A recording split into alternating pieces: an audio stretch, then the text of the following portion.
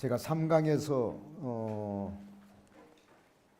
그 성전 건축에 동원된 숫자가 18만 3,850명이라고 말씀을 드렸는데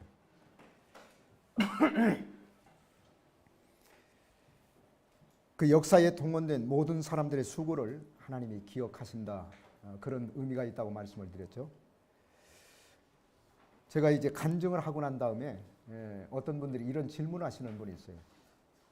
그럼 목사님, 성전 미드랜드 장로교회 성전 세울 때 그 장로님이 헌금한 돈으로만 세웠습니까? 그렇게 묻는 사람이 있어요. 근데 아닙니다.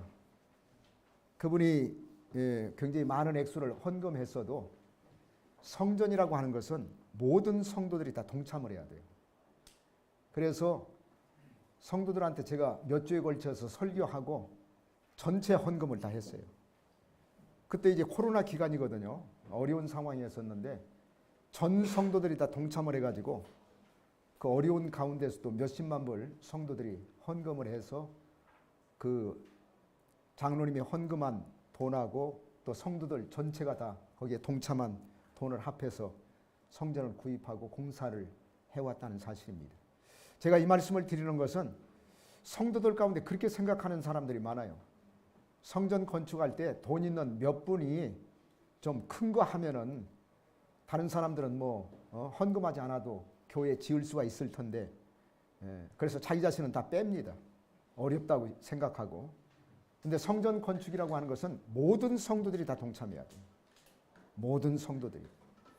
그래서 앞으로 산소망교회에서 하나님이 이제 새로운 기회를 주시면 우리 교회보다 더 크고 아름다운 성전을 저는 지을 줄로 믿습니다.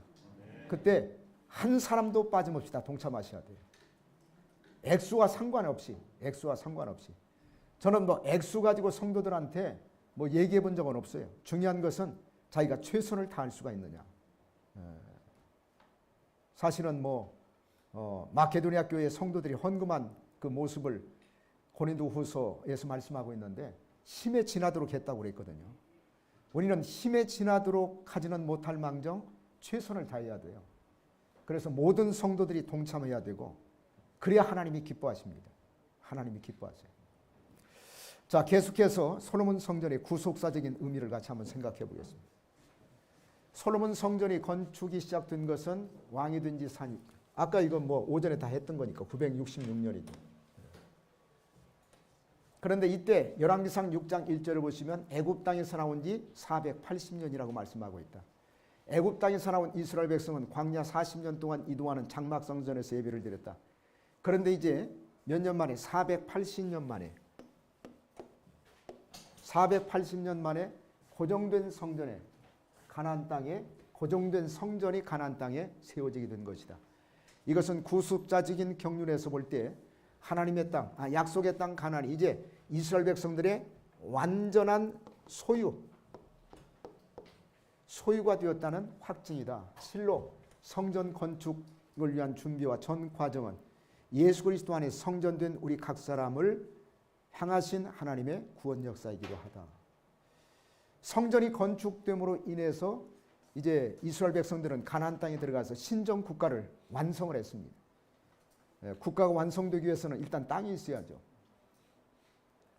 그 다음에 두 번째는 주권이 있어야 되고, 그 다음에 백성이 있어야 되고.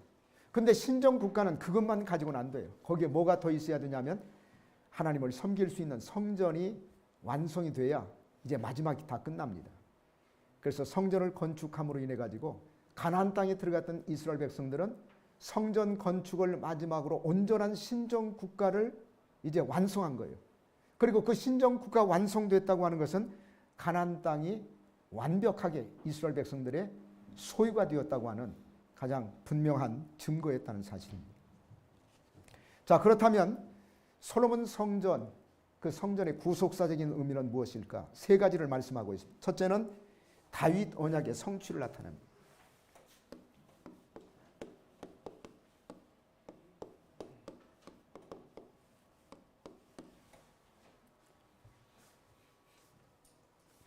자, 이 말씀을 우리가 이해하기 위해서 사무엘하 7장 12절 같이 한번 읽게. 12절 13절 말씀.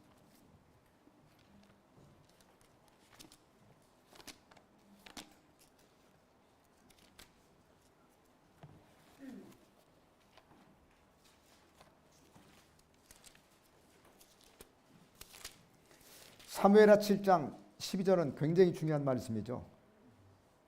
다윗이 하나님의 성전을 건축하려고 하는 마음을 나단 선지자를 통해서 통보를 했을 때 하나님이 허락은 하지 않았지만 너무너무 하나님이 기뻐하셔서 다윗과 언약을 맺은 그 다윗 언약을 기록하고 있는 말씀이 사무엘하 7장입니다. 자, 12절과 13절 같이 한번 읽겠습니다. 12절과 13절. 자, 시작. 내 수완이 차서 내 조상들과 함께 누울 때 내가 내 몸에서 날 내 씨를 내 뒤에 세워 그의 나라를 견고케 하리라. 그는 내 이름을 위하여 집을 건축할 것이요 나는 그의 나라의 왕위를 영원히 견고케 하리라. 거기 13절에 보시면 그가 누구냐면 내가 수완이 차서 내 조상들과 함께 잘 때에 내 몸에서 날지, 내 몸에서 날자. 개역 개정판 성경에서는 내 몸에서 날 씨라고 얘기했는데 그 사람을 세워서 내 집을 건축할 것이요 내 몸에서 날자.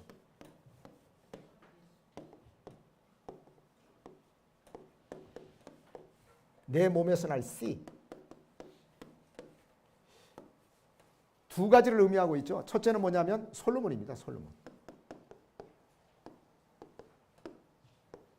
그 다음에 두 번째는 예수 그리스도를 가리키고 있죠. 그러니까 1차는 뭐냐면 솔로몬을 얘기한 거예요. 그런데 솔로몬을 통해서 성전이 완공이 됐으니까 다윗 언약이 성취가 된 겁니다. 1차적으로. 다윗 언약이 성취가 된 거죠. 그래서 하나님은 약속하시면 반드시 그 약속을 이루시는 언약의 하나님. 우리가 그 언약의 하나님을 여호와라고 부릅니다. 여호와. 여호와라는 이름의 뜻은 언약의 하나님이라는 뜻이에요. 언약의 하나님. 그 다음에 두 번째는 뭐냐면 예수님을 가리키고 있다고 그랬죠. 예수님. 그래서 장차 두 번째 보시겠습니다. 두 번째. 장차 누구를 통해서? 예수 그리스도를 통해서. 그리스도를 통해서. 장차 예수 그리스도를 통해서 지으실 참 성전을 바라보게 한다.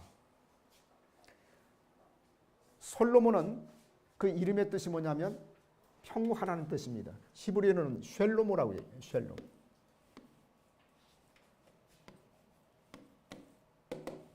쉘로모라고 얘기해요. 쉘로모.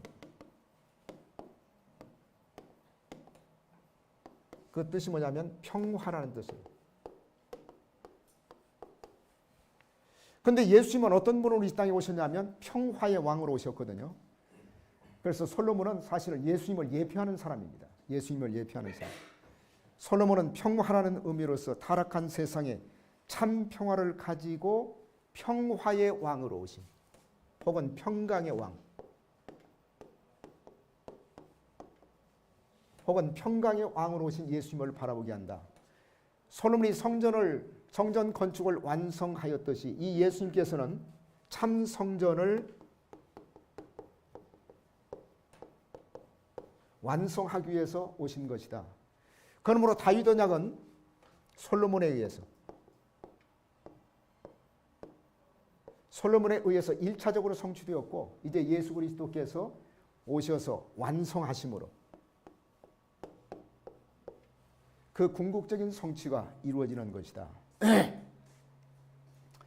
그래서 다윗 언약을 통해서 내 몸에서 날짜를 통해서 하나님의 집 성전을 건축하겠다고 말씀하셨는데 1차로는 솔로몬을 통해서 이것이 성취가 되었고 그 다음에 이것은 장차 그리스도께서 참 성전을 완성하실 것을 우리에게 예표로 보여주신 것이다. 그렇게 이해하시면 됩니다.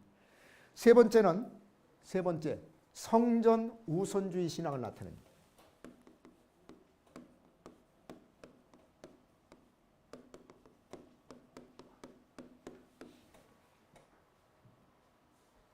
왜냐하면 솔로몬도 왕궁을 지었거든요. 그런데 왕궁을 언제 지었냐면 성전 짓고 난 다음에 왕궁을 지었어요. 성전 짓고 난 다음에. 그러니까 뭐를 먼저 지었습니까? 성전을 먼저 지었어요. 그러니까 성전을 먼저 지었다는 얘기는 무슨 사상을 우리에게 보여주고 있느냐? 성전 우선주의 사상을 보여주고 있다는 얘기예요. 저는 산소망교회 성도들도 집 사기 전에 하나님의 집을 먼저 지었으면 좋겠어요.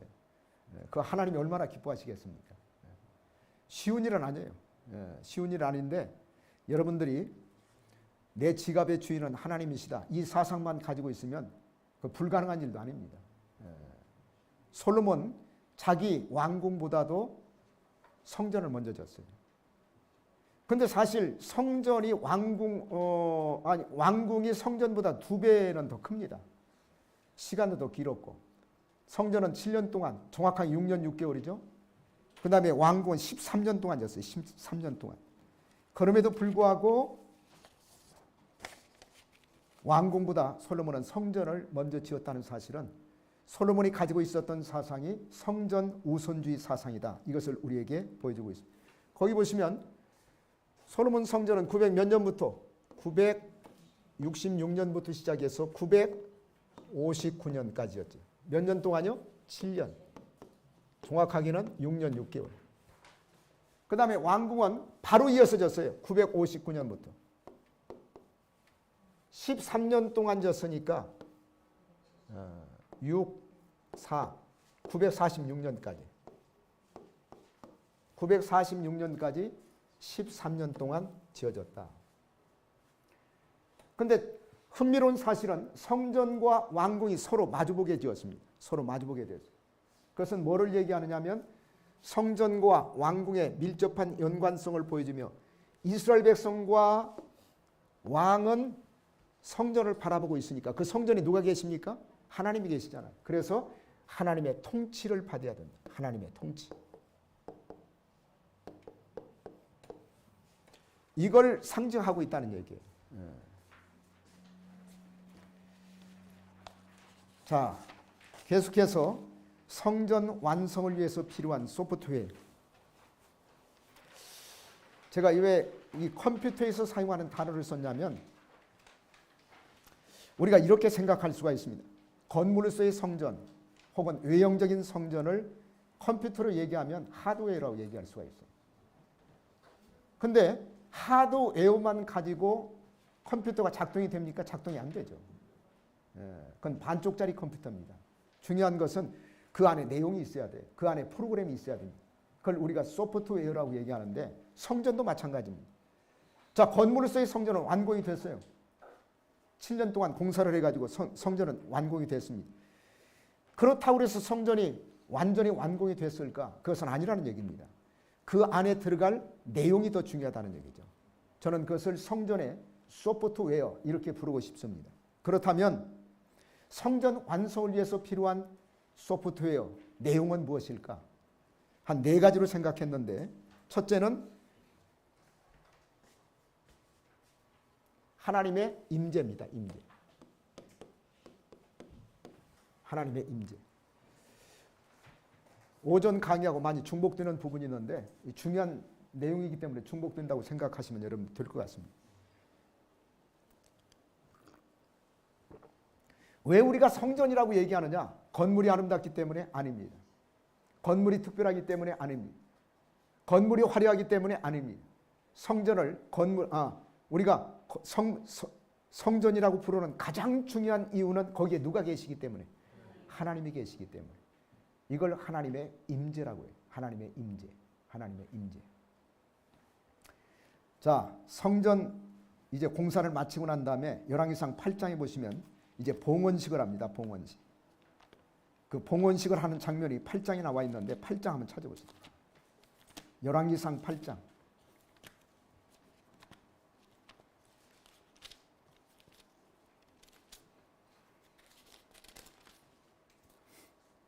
(1절) 같이 한번 읽겠습니다. 1절 말씀. 열왕기상 8장 1절 말씀.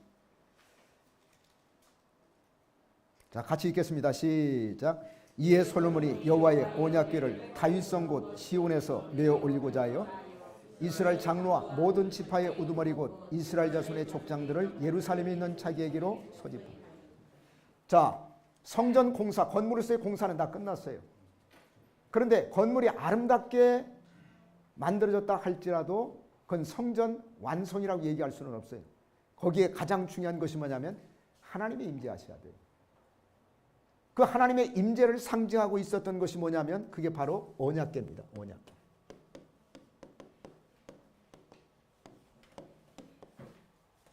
성경에서 언약궤는 항상 두 가지를 상징하고 있어요. 첫째는 뭐냐면 언약의 상징입니다. 언약 상징.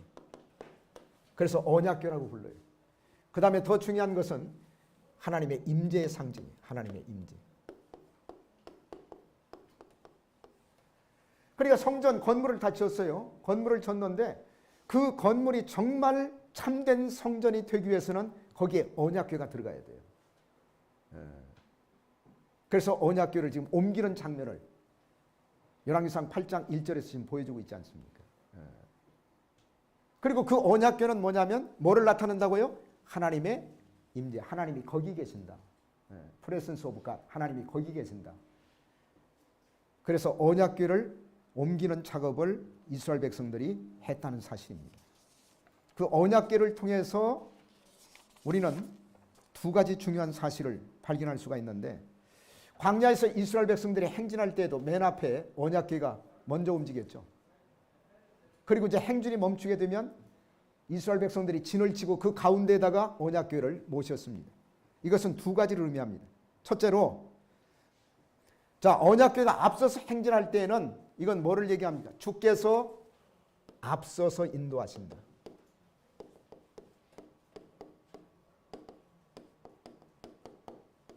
그런 뜻이에요. 주께서 앞서서 인도하신다. 여러분, 그 이스라엘 백성들이 40년 동안 생활했던 광야에는 길이 있습니까? 없습니까? 길이 없어요. 길이 없기 때문에 하나님이 인도하셔야 돼요. 그래서 언약궤를 앞세웠습니다. 그리고 언약궤를 앞세웠다는 얘기는 그 언약궤 자체가 하나님의 임재의 상징이기 때문에 하나님이 앞서서 이스라엘 백성들을 인도하신다. 그런 사인입니다. 그러니까 이스라엘 백성들은 간단해요. 그냥 언약궤 뒤만 쫓아가면 돼. 뒤만 쫓아가면 돼. 무슨 뭐 내비게이션 가지고 이리 갈까 저리 갈까 그거 고민할 필요 없어요. 그리고 이스라엘 백성들이 행진을 멈췄을 때는 한 복판, 진을 친 동서남북 세 지파씩이 가지고 12지파가 진을 치고 그 한 복판에 언약궤를 모셨죠. 그것은 뭐냐면 우리 가운데 계신 주님이라.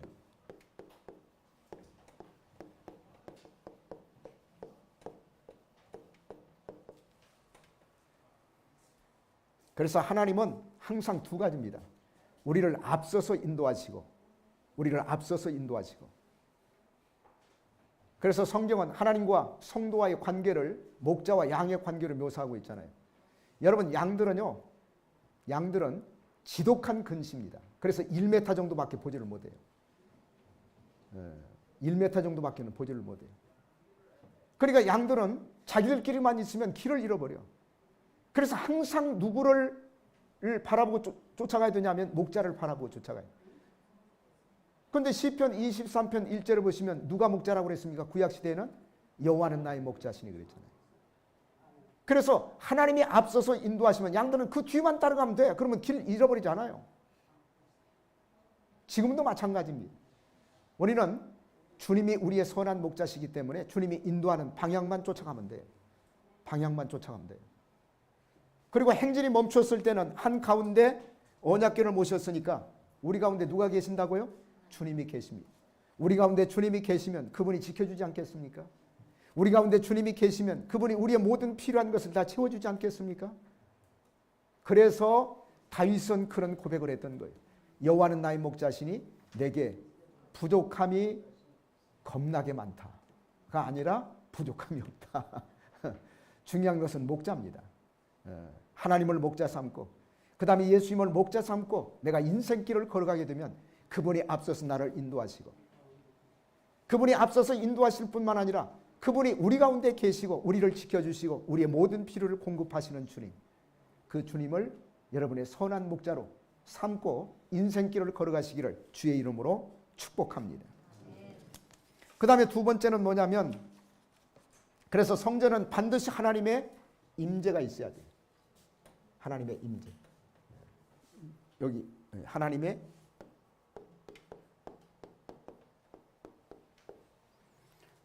임재가 없다면 아무리 화려한 교회당 건물이라 할지라도 그건 빌딩에 불과해요.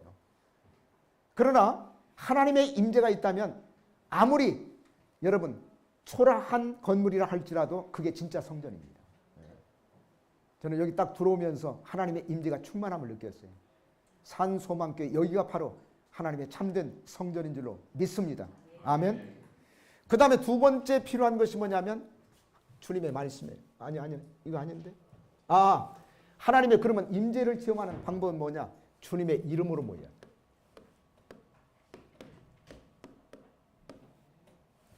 주님의 이름으로 모여야 돼요. 자, 성경 같이 한번 찾아보시겠습니다. 자, 마태복음 한번 찾아보세요.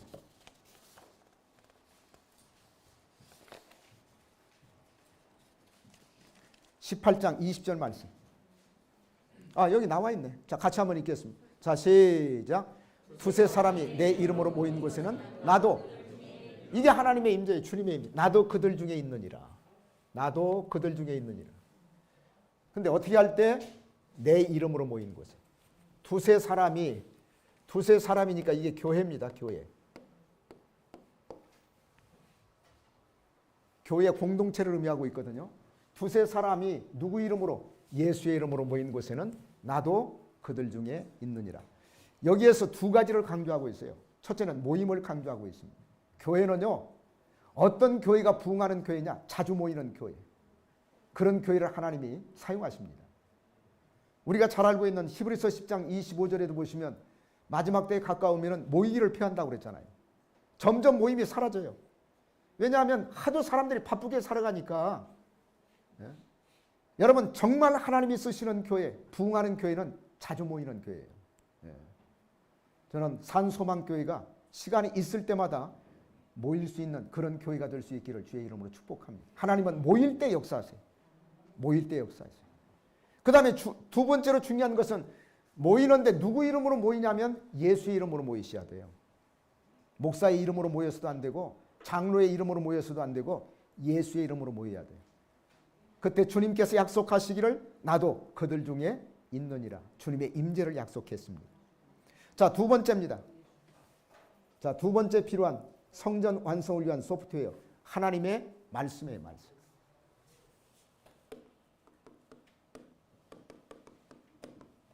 하나님의 말씀.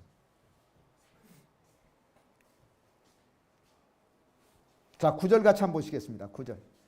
열왕기상 8장 9절 말씀. 자, 시작. 언약궤 안에는 뭐밖에 없다고요? 두 돌판 위에 아무것도 없으니. 그 두 돌판이 뭐냐면 십계명입니다. 근데 이 십계명 안에 뭐가 새겨져 있어요? 하나님의 말씀이 새겨져 있잖아요. 그래서 십계명은 뭐냐면 하나님의 말씀을 상징하고 있습니다. 말씀을 상징하고 있어요. 그래서 성전이 완성되기 위해서는 아무리 그 교회 건물이 아름답고 화려하다 할지라도 거기에 하나님의 말씀이 없으면 그건 성전이 아니에요. 하나님의 말씀이 충만해야 돼요. 모였을 때 하나님의 말씀이 계속 선포돼야 됩니다. 아까도 말씀을 드렸죠. 솔로몬 성전 건축할 때 무슨 소리가 나지 않았다고요? 사람 소리가 나지 않았어요. 그 얘기는 무슨 얘기냐면 하나님의 말씀만이 왕성하게 나타날 수가 있어야 된다는 얘기죠. 교회를 보면은요, 목사님들이 말씀을 전할 때 저는 이제 유튜브에 유명하다는 목사님 말씀을 가끔 이제 시간이 나면 듣습니다. 저분은 어떻게 설교하실까? 나도 이제 좀 배우기 위해서 듣는데, 소위 유튜브에서 유명하다는 목사님들 설교를 들어오면 맨 세상 얘기만 해. 하나님의 말씀은 우리처럼 그렇게 파고 들어가가지고 전하는 교회가 없어요. 그래가지고 무슨 뭐 정치 얘기하고 무슨 뭐 교양 강좌, 무슨 상식 얘기하고 그 다음에 자기 가족들 자랑하고 그런 얘기들을 많이 합니다. 근데 여러분이 말씀교회에 왔다고 하는 것이 얼마나 큰 축복이에요. 아니, 교회가 하나님 말씀 듣기 위해서 오는 거지 무슨 뭐 세상 돌아가는 얘기 듣기 위해서 옵니까? 세상 돌아가는 얘기는 교회에 오지 않아도 여러분이 얼마든지 들을 수가 있어요. 교양 강좌 얼마든지 들을 수가 있어요. 하나님이 교회를 세우신 가장 중요한 목적은 하나님의 말씀을 전하기 위해 세운 겁니다. 그렇기 때문에 교회는 하나님의 말씀이 충만해야 돼요. 말씀이 충만해야 돼요.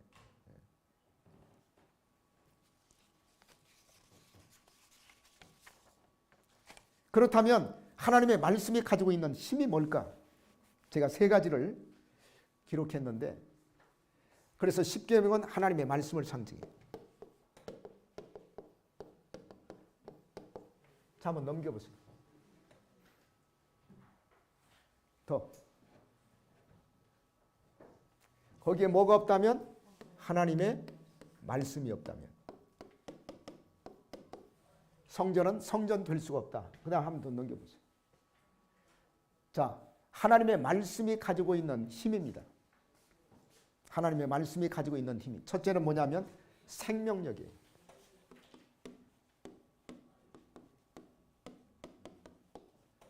하나님의 말씀은 죽었습니까? 살았습니까? 살았죠.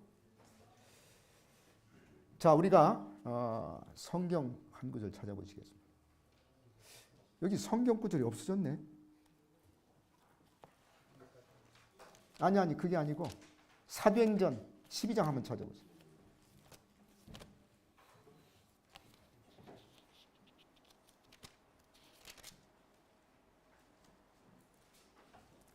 하나님의 말씀이 흥왕하여 세력을 얻었다는 말씀이 있는데,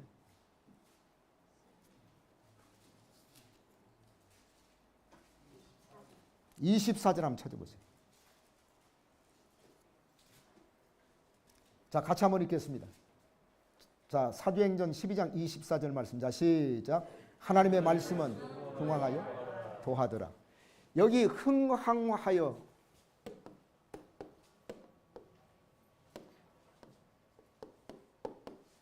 이게 헬라어로는 아윅사노라는 단어예요.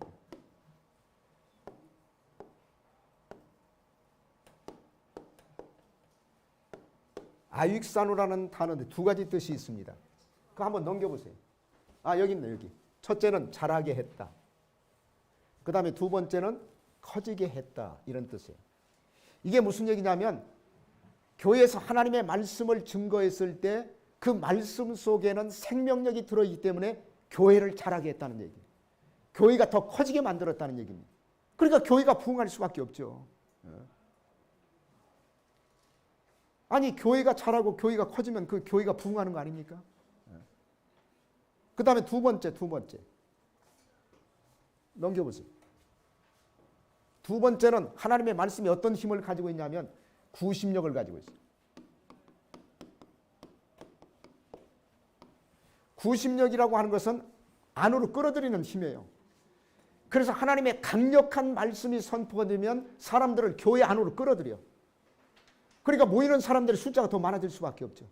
사람들을 끌어들이니까. 말씀이 끌어들이는 거예요, 말씀이. 무슨 뭐 거기에 무슨 뭐 유명한 배우들이 참석하고 유명한 정치인들이 참석한다고 해서 끌어들이는 게 아니고, 하나님의 말씀이 강력하게 선포되면 그 구심력이 있어가지고 사람들을 교회 안으로 끌어들인다니까요. 그러니까 숫자가 많아질 수밖에 없죠. 자, 사도행전 2장 한번 찾아보시겠습니다. 예루살렘 교회가 그런 체험을 했어요.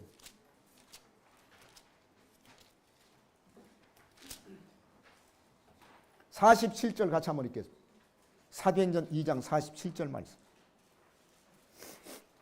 자, 같이 읽겠습니다. 시작. 하나님을 찬미하며 또 온 백성에게 칭송을 받으니 주께서 구원받는 사람을 날마다 더하게 하십니다.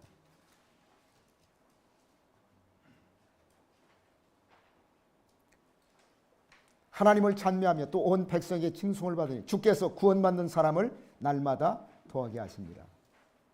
자, 그 위에 보시면 42절 같이 한번 읽겠습니다. 42절 말씀. 그 전에 베드로가 이제 설교한 내용이 기록되어 있는 42절. 자, 시작. 그들이 사도의 가르침을 받아 서로 교제하고 떡을 떼며 오로지 기도하기를 힘쓰며. 그 결과입니다. 사도의 가르침을 받았을 때 사도들이 이제 성령 충만이 받고 그 다음에 성령 충만 가운데 말씀을 계속 증거하거든요. 그 말씀의 힘이 날마다 구원받는 사람을 더하게 한 거예요. 그게 뭐냐면 구심력입니다.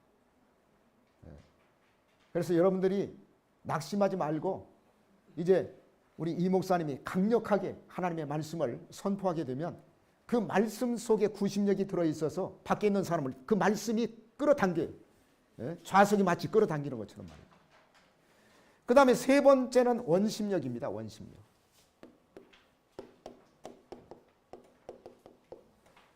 힘이라고 하는 것은 구심력만 있는 게 아니에요.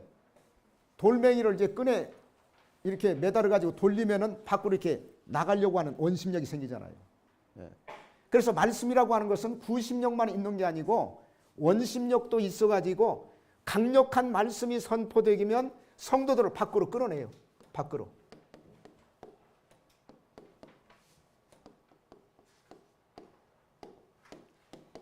밖으로 끌어내면 뭐 할까요? 전도하죠, 전도.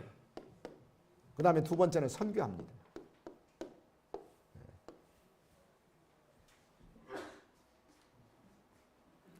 그래서 앞으로 산소망교회가 하나님의 말씀을 통해서 원심력이 생겨가지고 안으로 끌어들일 뿐만 아니라 이제 성도들을 밖으로 보내가지고 만나는 사람마다 전도하고 또 선교할 수 있는 그런 교회가 될 수 있기를 주의 이름으로 축복합니다.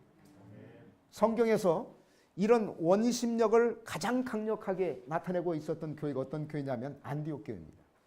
안디옥 교회에서 선교사 파송하잖아요. 바울과 바나바.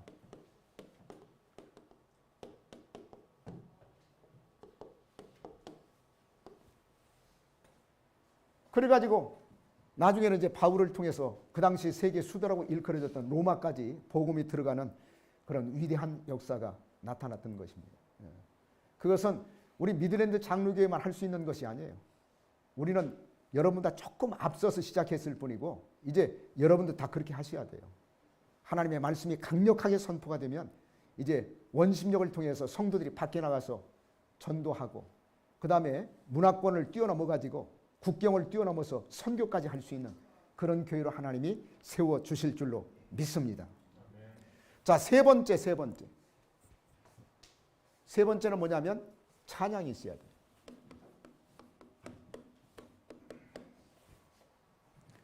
자, 성전 완성을 위한 소프트웨어. 첫째는 뭐라고요? 하나님의 임재. 그 다음에 두 번째는 하나님의 말씀. 그 다음에 세 번째는 찬양입니다. 찬양. 자, 15절 같이 한번 읽겠습니다. 거기 15절 말씀. 자, 한번 같이 읽겠습니다. 열왕기상 8장 15절. 자, 시작. 왕이 가로되 이스라엘 하나님 여호와를 송축할지로다. 여러분, 이 송축이라는 단어를 다른 말로 바꾼다면 무슨 단어로 바꿀 수가 있을까요? 찬송이라는 단어로 바꿉니다. 이스라엘 하나님 여호와를 송축할지로다. 이스라엘 하나님 여호와를 찬송할지로다. 그 얘기. 찬송할지로다. 한번 올려보세요. 자, 그렇다면 찬양은 어떤 의미를 가지고 있느냐? 찬양은 하나님이 우리에게 행하신 일,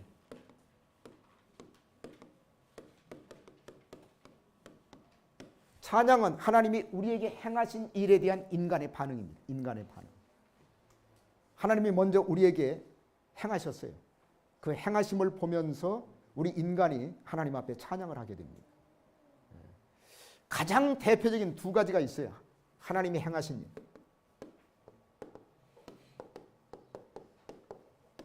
첫째는 뭐냐면 창조입니다. 창조. 그 다음에 두 번째는 구원이죠. 구원. 그래서 우리가 요한계시록 4장과 5장에 보시면 요한계시록 4장과 5장은 천상에서 드려지는 예배 장면을 보여주고 있거든요. 근데 요한계시록 4장은 그 예배의 대상이 성부 하나님입니다. 요한계시록 5장은 그 예배의 대상이 성자 예수 그리스도인데 요한계시록 5장에 보시면 성부 하나님은 이 창조를 강조하고 있고 성자 예수 그리스도는 우리를 구원하신 구원 사역을 강조하고 있습니다. 하나님이 우주 만물을 창조하셨다. 그리고 한 걸음 더 나가서 하나님이 나를 창조하셨다. 우리 찬양할 수밖에 없어요. 그걸 깨닫는다면. 그리고 하나님이 나를 창조하셨는데 아담이 타락해가지고 내가 어머니 뱃속에서 나올 때 죄인이라는 신분을 가지고 나와서 지옥 갈 수밖에 없었던 존재였는데 예수님의 십자가 사건을 통해서 나를 구원하셨다. 그래서 하나님의 자녀 삼아주시고 천국으로 내가 걸어갈 수 있는 인생길을 바꿔주시다. 그거 깨달으면 그거 찬양하지 않을 수가 없죠. 그러니까 하나님이 행하신 가장 중요한 두 가지는 창조와 구원입니다. 창조와 구원. 이걸 다른 말로 회복이라고 얘기할 수가 있어요. 회복. 우리를 원래 상태로 회복을 시켜주신 것. 그것이 바로 구원의 사건이에요. 구원의 사건. 그런데 찬양이 성경에서 본격적으로 등장하는 것은 출애굽기 15장이에요.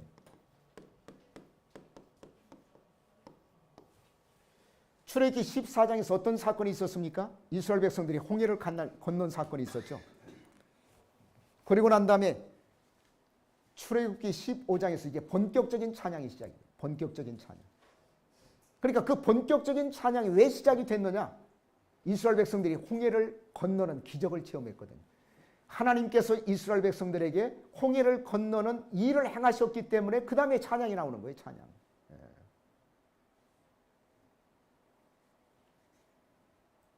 그런데 찬양과 좀 비슷한 것이 있어요. 그것이 뭐냐면 간증입니다. 간증.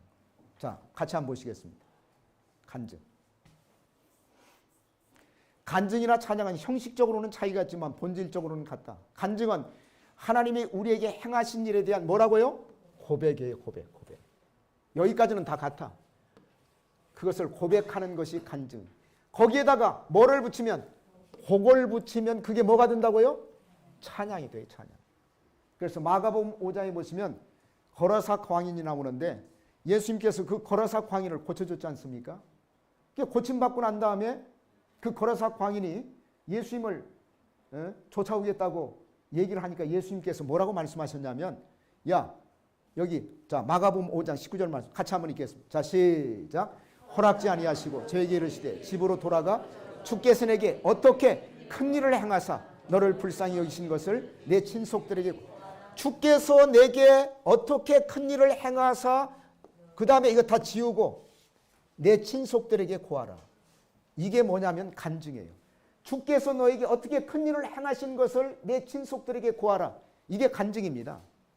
그리고 간증에다가 뭐를 붙이면, 곡을 붙이면 그게 뭐가 된다고요? 그게 찬양이 돼요. 저는 옛날에 다른 사람 간증 들으면서 굉장히 은혜를 많이 받았어요. 어떤 때는요, 시원찮은 설교보다는 간증이 더 은혜가 돼. 솔직히 말해서. 그래서 간증을 통해서 많은 은혜를 받았는데 어느 날부터 제 마음속에 이런 생각이 들어가더라고요. 언제까지 다른 사람 간증 듣고 너 은혜 받을래? 이제는 네 간증을 만들어라. 너의 간증을 만들어라. 간증. 그래서 내가 그 생각이 들고 난 다음부터 생각날 때마다 그런 기도를 했어요. 하나님, 나에게도 좀 간증거리를 주시라고. 그래서 나의 간증을 통해서 다른 사람이 은혜를 받게 해달라고. 근데 이번에 교회를 세우면서 제가 엄청나게 많은 간증거리가 생겼어요. 여러분에게 지금 말씀드린 것은 한 10분의 1밖에 안 돼요. 뭐 시간에 제한되어 있기 때문에. 그 외에도 굉장히 많은 제가 체험을 했습니다. 굉장히 많은 체험을 했어요.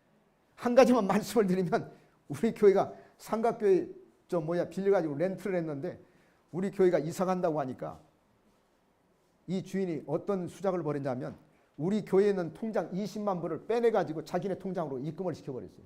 그건 나중에 하는 거예요. 나중에. 아니, 교회 통장을 보니까 20만 불이 누가 빼가지고서는 교회 통장이 없어져 버린 거예요. 그래서 확인하니까 이 건물 랜로드가 주인이 유대인인데 이 사람이 변호사야. 이게 법을 잘 알고 있는 사람 아닙니까? 자기 통장에다가 20만 불 우리 교회 돈을 빼갔어요. 그래놓고 우리한테 통제하기를 뭐라고 통제했냐면, 야, 통장에 있는 돈 다 안 빼가고 20만 불만 빼간 걸 감사해라 그러더라고. 그래서 이게 어떻게 된 일인가 해가지고서는 나중에 알아보니까 그때 이제 코로나가 터져가지고 렌트비를 면제해 줬잖아요. 그래가지고 우리가 렌트비를 몇 개월을 못 냈어. 다 합해봐야 15,000불밖에 안 돼. 그 렌트비를 못 낸 것을 가지고 트집을 잡아가지고 20만 불을 우리 교회 통장에서 빼갔어요. 나는 그래서 미국이라는 나라가 이렇게 허술한가 이런 생각이 들더라고. 근데 다행히 이게 그걸 뭐라고 전문적인 용어가 있다. 어떤 은행에다 자기가 찾아가지는 못하고 예치를 해놨더라고. 예치를 해놨어요. 그래가지고 재정부장이 그 소식을 듣자 얼굴이 하얗게 변해가지고 이제 자기 책임이니까 놀래가지고 목사님 큰일 났습니다. 그래가지고 20만 불이 없어졌다는 거예요. 그래서 내가 놀래가지고 그러면 다른 돈은 있는지 한번 확인해봐라. 그래 몇 시간 있다 연락이 온 다행히 다른 돈은 그냥 있습니다 그러더라. 그러니까 나도 도저히 이해가 안 가는 거예요. 어떻게 다른 사람의 통장을 20만 불을 빼가 15,000불 밀렸는데. 그래야지 그때부터 기도하기 시작했죠. 하나님, 저놈을 한번 좀 만져달라고. 그냥 놔둬서는 안 되겠다고. 하나님 한번 좀 만져달라고. 제가 한 달 동안 기도하다가 잘못하면 하나님이 저 사람 목숨을 빼앗아갈 것 같아. 그래가지고 기도 방향을 바꿔서 하나님 회개하고 돌이키게 해달라고. 저 주이실 랜노도 어떻게 감히 구속사 교회에 돈을 빼가느냐고. 하나님의 살아계심을 한번 보여달라고. 그래가지고 내가 한 2달 동안 기도했거든요. 나중에 20만 불 전액이 우리 통장으로 다 옮겨졌어. 그래가지고 재판을 걸었는데 판사가 우리한테 손을 들어준 거예요.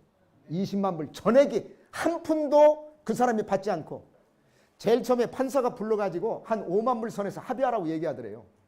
근데 이 사람이 욕심이 생기니까 합의를 안 한 거야. 그때 합의했으면 우리가 5만 불 주고 끝내려고 그래서 골치 아팠어요. 합의 안 하니까 우리도 할 수 없죠. 그래서 또 기도했지. 하나님, 에? 무릎 꿇게 해달라고, 굴복하게 해달라고, 그리고 회개하게 해달라고. 그랬더니 판사가 둘 불러가지고 우리 교회 승리, 너 패배했어 해가지고 20만 불 전액을 다 우리 교회 쪽으로 다시 보냈어요. 이야, 나 살다 그런 일을 다 경험했습니다. 그래서 간증거리가 굉장히 많이 생겼어요. 저는 산소망교회 성도 한 사람 한 사람이 이런 수없이 많은 간증거리가 생길 수 있기를 주의 이름으로 축복합니다. 네. 그래서 이것을 우리가 간증이라고 얘기하는데, 간증. 여기에다 그걸 붙이면 뭐가 된다고요? 찬양이 돼요. 그래서 교회는 찬양이 있어야 돼요. 제가 남미에 가서 느낀 것이 뭐냐면은, 남미는 말씀이 약해요. 말씀을 한 30분 정도 전하고 그것도 그냥 성경에 있는 스토리 그대로 다 전하는 겁니다. 찬양을 1시간 반 동안 해요. 찬양하는데 마치 나이트클럽에서 춤추는 사람들 같이 찬양을 해요. 펄쩍펄쩍 뛰는데, 이야, 나는 저 교회 무너지지 않을까 이런 걱정이 들더라고. 얼마나 뜨겁게 찬양하는지 몰라요. 예? 그래서 우리도 찬양을 바꿔서 일단 다 일어나라고 그랬어요. 앉아서 찬양하지 말고. 이 장로교인들은 너무 점잖아서 문제야 보니까. 그래서 다 일어나라고 그래가지고 나이 드신 분이나 젊은 사람이 다 일어나서 춤추고 싶은 사람 다 춤추라고 얘기했어요. 그랬더니 우리 백발이던 장로님도 춤을 추시. 찬양은 뜨거워야 돼요. 예. 찬양은 뜨거워요. 그런 다음에 말씀을 전하게 되면요, 이게 솜처럼 말씀을 빨아당깁니다. 찬양이 뜨거워지니까 마음문이 열리는 거예요. 저는 앞으로 산소망교회 더 뜨거운 찬양이 넘쳐나기를 주의 이름으로 축복합니다. 자, 찬양의 축복. 첫째는 찬양하면 하나님의 임재를 체험합니다. 시편 22편 3절을 보시면 이스라엘의 뭐 가운데 계신 하나님이라고 그랬어요? 찬양 가운데 계시는 하나님. 찬양할 때 하나님이 멀리 떠났다고 다시 오십니다. 그 다음에 두 번째로 승리를 체험해요. 성경 읽어보시면 그 다 내용이 나오는데, 여호사밧이 찬양대를 앞세워가지고 승리했잖아요. 그 다음에 문제가 해결됩니다. 찬양하면 문제가 그 다음에 찬양하면 어둠이 물러갑니다. 사도행전 16장 25절과 26절을 보시면 바울 사도가 빌립보 감옥에 갇혀 있을 때 한밤중에 일어나서 기도하고 찬양할 때 문이 열렸어요. 문제가 해결이 됐답니다. 그 다음에 가장 중요한 것은, 찬양은 뭐냐면 교회 부흥의 원동력입니다.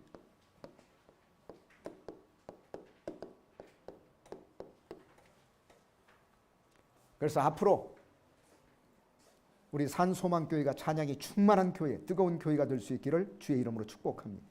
자, 마지막 네 번째는 가장 중요한 기도입니다. 기도. 성전이 완성되기 위해서는 성전에 기도가 있어야 돼요. 기도가 끊어지면 안 돼요. 자, 28절 같이 한번 읽겠습니다. 28절. 자, 시작. 그러나 나의 하나님 여호와여, 기도와 간구를 돌아보시며 종이 오늘날 주의 앞에서 부르짖음과 비는 기도를 들으시옵소서. 그래서 이제 22절에서 53절까지는 솔로몬의 기도가 기록된, 굉장히 길게 나와요. 솔로몬의 기도. 그래서 성전 안에 반드시 있어야 될 것, 그것은 마지막 네 번째로 기도입니다. 기도.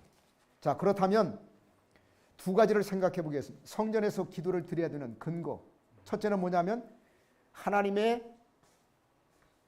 이름.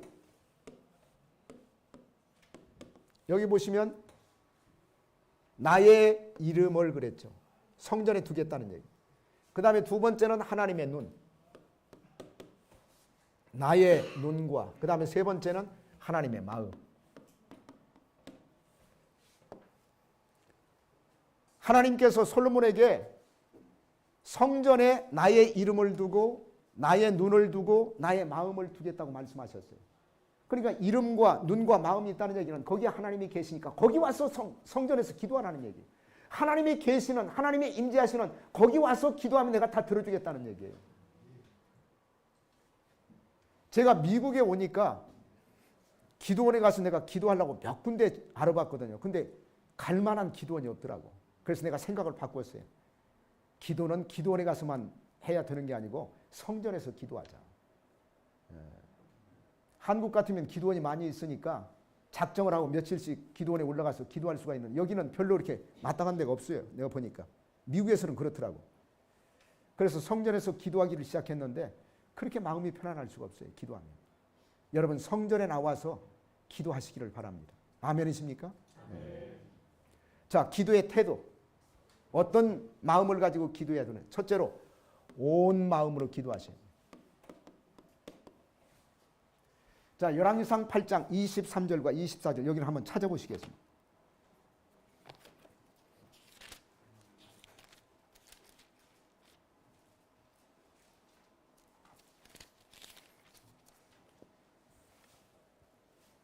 (22절부터) 솔로몬의 기도입니다. 자, 22절부터 같이 한번 읽겠습니다. 23절까지. 자, 시작. 솔로몬이 여호와의 제단 앞에서 이스라엘의 온 회중과 마주서서 하늘을 향하여 손을 펴고 이르되 이스라엘 하나님 여호와여, 위로 하늘과 아래로 땅의 주와 같은 신이 없나이다. 주께서 온, 거기 보세요, 온 마음으로, 특별히 마음을 강조하고 있죠. 마음을. 여러분 기도 속에는 반드시 우리의 마음이 담겨야 돼요. 마음이 담기지 않고 하는 기도를 우리가 중언부언하는 기도라고 해요. 중언부언하는 기도. 마음 속에는 우리의 마음, 기도 속에는 우리의 마음이 담겨져 있어야 돼요. 절실한 마음, 간절한 마음, 뜨거운 마음, 정성을 다하는 마음, 이런 마음이 담겨져 있어야 하나님이 그 기도를 들으십니다. 왜냐하면 하나님은 중심을 보시는 분 아니에요. 저는 성전 건축을 앞에 놓고요, 하루에 2시간씩 교회 나와서 기도했어요. 눈물을 흘리면서 기도했습니다. 전부 성도들은 가난하죠. 돈 한 푼도 없죠. 그러니까 뚫린 데는 어디밖에 없어요? 하늘밖에 없으니까. 서울에서 5만 불 도와준다고 해서 서류 냈더니 아직도 소식이 없어 지금. 언제 줄지 모르겠어요. 그래서 그것도 포기했어요. 그래서 내가 눈물로 기도하기 시작했어요. 근데 기도 4개월이 됐을 때 아까도 말씀을 드렸던 것처럼 장로님하고 권사님이 식사하자고 부르더라고요. 갔더니 그 얘기 하신 거예요. 4개월 만에 내가 응답받았어요. 그래가지고 권사님이 하시는 말씀이 아버지의 말씀으로 들리더라고. 그래서 내가 주일날 광고 시간에 내가 드디어 응답받았습니다 했더니 사람들이 다 웃어요. 에이, 목사님이 교인 떨어질까 봐 목사님이 거짓말한다고. 안 믿더라고 보니까. 근데 이루어졌잖아요. 마음을 담아서 하셔야 돼요. 기도. 어떤 분은 또 그런 얘기 하더라고요. 이 단상을 눈물로 적시지 않는 기도는 그게 진짜 기도가 아니라고. 근데 기도하면서 많이 울었습니다. 저도 사실은. 좀 서러운 마음도 생기고, 내가 광주에서 목회 잘하다가 교회도 새로 짓고 성도들도 이제 뭐 안정이 돼가지고 교회가 이제 뭐든지 할 수 있는 그런 상태로 부흥이 됐는데 원로 목사님이 갑자기 미국으로 들어가라고 그래서 내가 순종하고 다 포기하고 왔거든요. 포기하고 와가지고 집사람은 닭공장에 다니는데 그게 닭공장이 아니에요. 그것은 현대판 노예입니다. 노예. 닭공장이에요. 그래가지고 하루 갔다 완전히 초죽음에 대해서 돌아왔는데 도저히 내 생각으로는 1년 버티지를 못할 것 같더라고. 근데 집사람이 조금씩 버티면서 해가지고 6개월 동안 거기서 버텼어요. 그러다가 이제 이게 스트로크가 와가지고 병원에 갔더니 당신 잘못하면 죽는다고 얘기하더라고. 그래가지고 그 닭공장이 얘기했더니 닭공장에서 가장 무서워하는 게 뭐냐면 거기서 이러다가 사람이 쓰러지면 자기네들이 다 책임져야 되니까 너 괜찮으니까 나가라고 얘기하더라고. 일 안 해도 괜찮으니까. 여기서 쓰러지면 우리가 다 책임져야 돼. 그래가지고 8개월 만에 집사람이 나와가지고 저기로 부임한 거 아닙니까? 그 이후의 스토리는 제가 얘기하지 않겠습니다. 뭐 여러 가지 사건이 있었기 때문에. 그래가지고 눈물로 하나님 앞에 매달리면서 하나님이 도와달라고. 아버지가 살아계시면 응답해달라고. 4개월 만에 제가 응답받았어요. 4개월 만에. 그 다음에 두 번째는 하나님의 약속에 근거한 기도. 하나님은 약속하시는 하나님이고 언약의 하나님이기 때문에 하나님이 언제 꼼짝 못하냐면 좀 죄송한 얘기입니다만은 하나님이 과거에 이렇게 약속했잖아요 라고 얘기하면 하나님도 꼼짝 못하세요. 그래서 유명한 사람들의 기도를 보면 과거에 하나님이 약속했던 말씀을 가지고 하나님 앞에 기도한 거예요. 하나님 과거에 모세를 통해서 이렇게 약속하지 않았습니다. 하나님 과거에 우리 조상들을 통해서 이렇게 약속하지 않았습니다. 그러니까 이 약속을 들어달라고. 느헤미야서 1장 8절과 9절을 보시면 느헤미야의 기도가 하나님의 약속에 근거한 기도예요. 다니엘서 9장 4절을 보시면 다니엘의 기도가 하나님의 약속에 근거한 기도입니다. 그 다음에 세 번째로 자신을 낮추는 겸손한 기도입니다.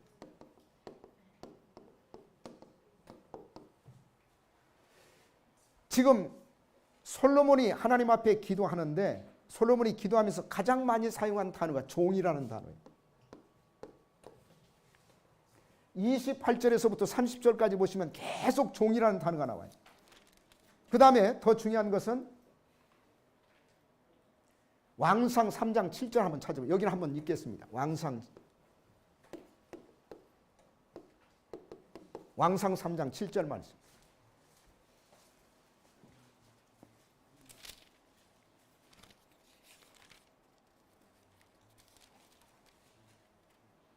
자, 같이 읽겠습니다. 왕상 3장 7절 말씀. 자, 시작. 나의 하나님 여호와여, 주께서 종으로 종의 아버지 다윗을 대신하여 왕이 되게 하셨사오나 종은 거기 뭐라고 그랬어요?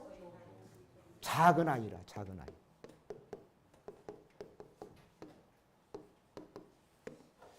저는 솔로몬의 기도가 하나님 앞에 응답을 받을 수밖에 없었던 이유 가운데 하나는 이런 겸손한 기도를 드렸기 때문에 하나님이 응답하셨다. 저는 그렇게 믿습니다. 그러니까 기도할 때는 무조건 자기 자신을 낮춰야 돼요. 하나님 앞에서 저는 무익한 종입니다. 쓸모없는 종입니다. 그러나 하나님 불쌍히 여겨달라고. 근데 신약 성경에 보시면은요, 불쌍히 여겨달라는 기도는 주님이 다 응답하시더라고. 그래서 저도 불쌍히 여겨달라고 계속 기도했어요. 하나님 저를 좀 불쌍히 여겨달라고. 하나님 저를 좀 긍휼히 여겨달라고.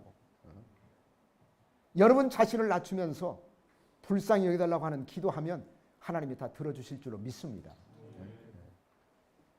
자, 마지막 세 번째 기도의 축복입니다. 축복.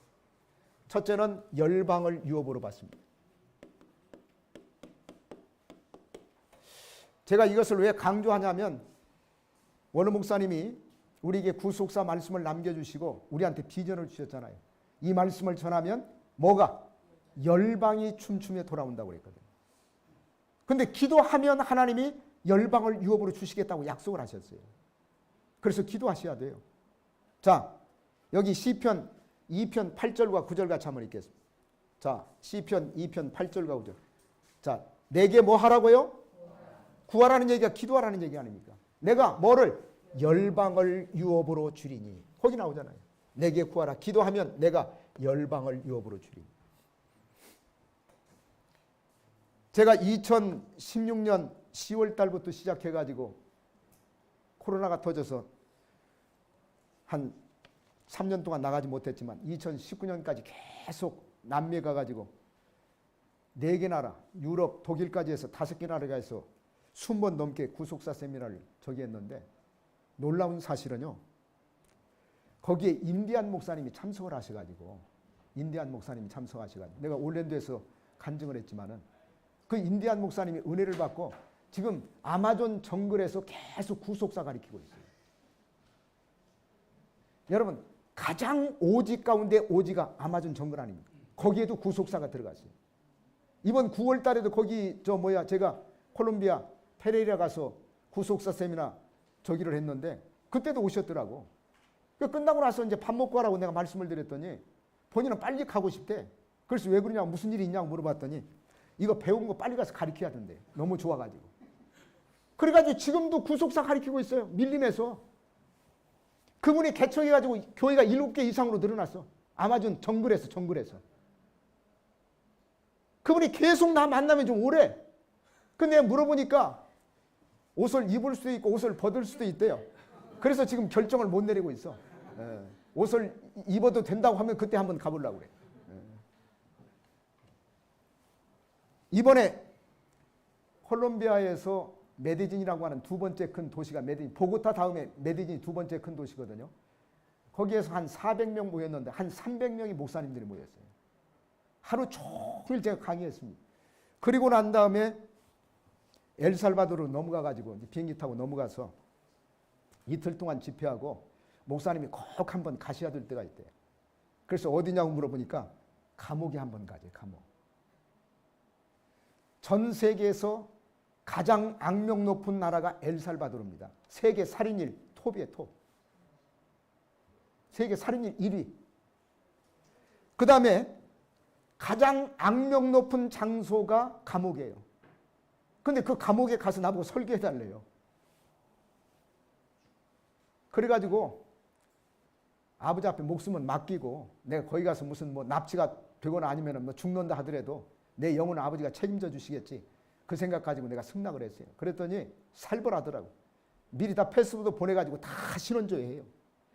그리고 들어갈 때 총을 가지고 있는 사람들이 지키고 있는데 거기 한번 들어가면 미로라서 안에 들어가면 나 혼자 빠져나오질 못해. 어디로 들어가는지를 몰라요. 그리고 내가 생각할 때 한 7, 8개 단계 거쳐가지고 들어가는 것 같아 보니까. 거기에 죄수들이 2,500명이 모여가지고 제가 1시간 동안 설교했어요. 2,500명이 모여가지고. 다행스러운 것은 여자 죄수들이 모였어요. 남자 죄수들은 솔직히 말해서 겁나더라고. 근데 얼마나 이분들이 뜨거운지 우는 사람도 있고 박수치는 사람도 있고 찬송하면서 할렐루야 부르고 아멘하고 그런 부흥 집회가 없었어요. 그리고 나서 제가 박아브람 목사님에 대해서 잠깐 소개했어요. 이것은 내가 연구해가지고 깨달은 말씀이 아니고 내가 그분한테 배웠는데 그분이 성경을 1800번 읽었다. 지리산에 들어가서 3년 6개월 동안 기도하셨다.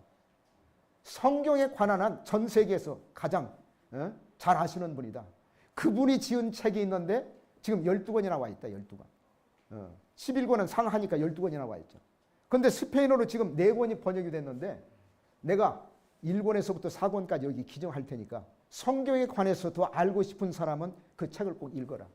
그리고 당신들이 원하면 우리가 계속 보내주겠다. 그래가지고 1권에서부터 4권 거기 기정하고 왔어요. 구속사 말씀이 가장 절망적인 장소였던 세계에서 가장 악명 높은 감옥인 엘살바도르 감옥에 들어갔다니까요. 별로 놀래지들 않네.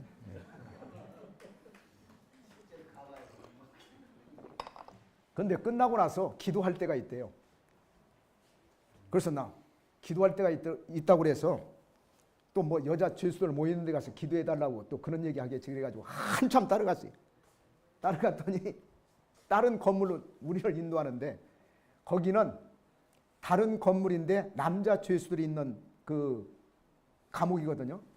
근데 거기에 갇혀있는 사람들은 전부 갱단들이에요. 갱단들. 근데 딱 들어갔는데 8군데로 나눠져 있는데 보니까는 닭장 알죠? 닭장. 닭장에다 닭을 집어넣는 것 같아 보니까. 그 좁은 창살 사이로 사람들이 빼곡하게 들어있는데 문신을 해가지고 얼굴에다 문신하고 목에다 문신하고 정상적인 사람이 거의 없어요. 얼굴 표정을 보니까 이미 다 영적으로 다 죽은 사람들이야. 그런데 우리 팀들이 갔는데 어떤 사람이 그 얘기하는 냄새가 너무 나가지고 자기는 토할 뻔했다고. 거기에서 기도해달라고 그래가지고 그 죄수들 앞에 서가지고 기도하는데 솔직히 겁나더라고요. 밖에 이제 모범수라고 하는 사람이 한 20명 정도 서 있는데 갑자기 달라들으면 뭐 방법이 없지 않습니까? 흉기 숨겼다가 목에다 갖다 대고 만약에 예를 들어 납치하면 그거 어떻게 하겠어요? 그래도 아버지 믿고 했죠. 10분 동안 뜨겁게 기도해 줬어요. 그러고 나서 악수를 하고 밖에 있는 사람은 악수하고 나왔는데 진이 다 빠져가지고 이제 살았구나 하는 생각이 들어가더라고요. 그래가지고 그 감옥 가는데 2시간 반, 오는데 한 3시간 반 걸렸는데 아까도 말씀을 드린 것처럼 에어컨이 없는 차를 타고 가가지고 거기에서 이제 무리가 생긴 거예요. 오자마자 그냥 몸살이 나가지고 4일 동안 굉장히 좀 고생을 했습니다만, 구속사 말씀이 가장 절망적인 장소인 감옥까지 들어갔다는 사실. 저는 그래서 감격스러웠어요.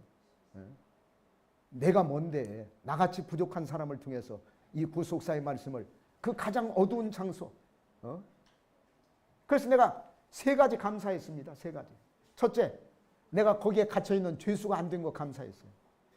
2번째, 그 사람들에게 생명의 말씀을 전할 수 있는 목사가 된 거 감사했어요. 내가 목사가 안 됐으면 그 사람들에게 그거 어떻게 전하겠습니까?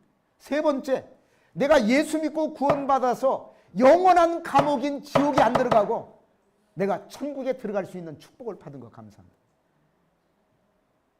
엊그저께 우리 추수 감사주일 예배 드리면 제가 3가지 그 감사를 고백했습니다. 여러분도 감사의 조건을 찾으면요, 감사할 수밖에 없어요.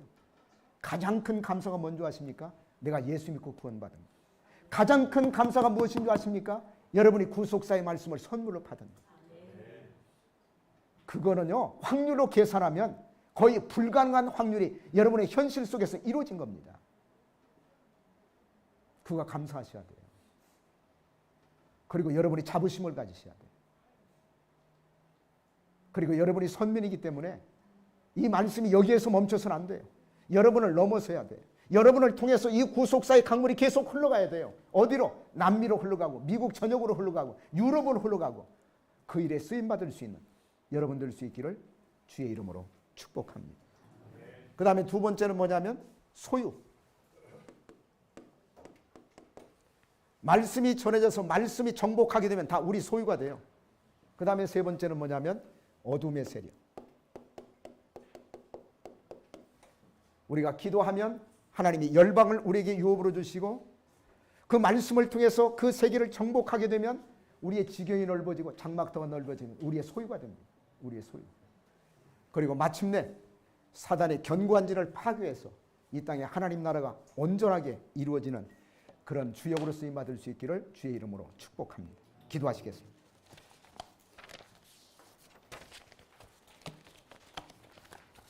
살아계신 아버지 하나님 감사합니다. 이 부족한 종이 체험했던 이 간증이 우리 산소만교회 성도들에게 조금이라도 은혜가 되게 하시고 조금이라도 보탬이 되어서 우리 산소만교회를 통해서 우리 교회 이상으로 하나님의 놀라운 구속사의 역사, 기적이 나타날 수 있도록 도와 주시옵소서. 그리하여 열방을 하나님 앞에 춤추며 돌아오게 하는 주역으로 쓰임받는 교회가 되게 하시고 이 교회에 출석하는 모든 성도들마다 한 가지 이상 하나님의 위대한 간증거리를 허락해 주시어서 만나는 사람마다 이제 간증을 통해서 그들을 주님 앞으로 인도할 수 있는 믿음의 일꾼들이 될 수 있도록 도와 주시옵소서. 우리 이 목사님을 더욱더 큰 그릇으로 사용하시고 이 교회를 통해서 아버지 영광을 받아 주시옵소서. 이 교회를 통해서 구속사의 말씀이 열방을 향해서 흘러 들어가게 하여 주시옵소서. 예수님의 이름 받들어 감사하며 기도드리옵나이다. 아멘.